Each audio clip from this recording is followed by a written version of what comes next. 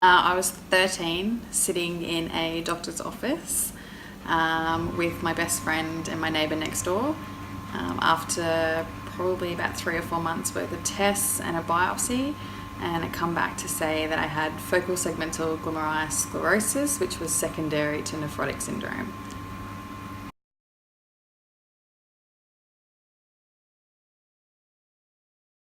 I enjoyed the typical things every teenager does. Going out, swimming, junk food, sleepovers, all those sorts of things. I had to stop playing netball. My ankles were what we like to call cankles.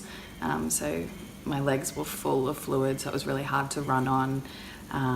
You just, constantly ache. Diet-wise, so I had to restrict my protein. So I went down to about 50 grams a day of protein. So that's eggs, cheese, meat, everything had to be portioned into what I was allowed. So that was pretty tough for a 13-year-old. You're not really thinking about a diet at that age. More, what's for lunch or what game's being played in the school lunch hour.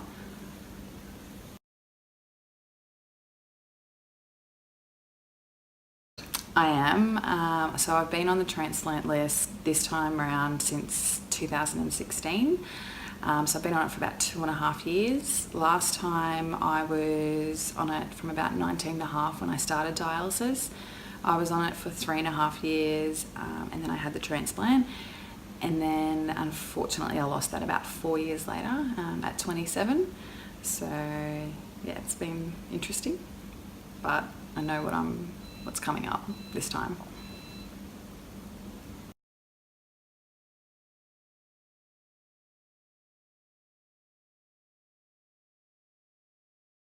I think there's a whole range of reasons, and I think there's not a lot of people that realise that they are at risk.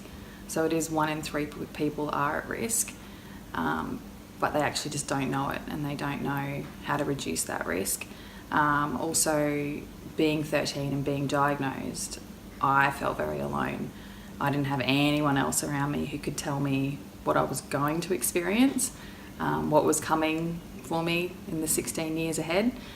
And I just don't want people to feel like they are alone, that are going through it. And probably the stigma around it, which is, oh, it's not going to affect me. I'm not, 70 years old or 80 years old. I was 13 when I was diagnosed. There's plenty of other kids out there ranging from a couple of months old, young adults, and they still have no idea what they're about to go through, or there's no support for them.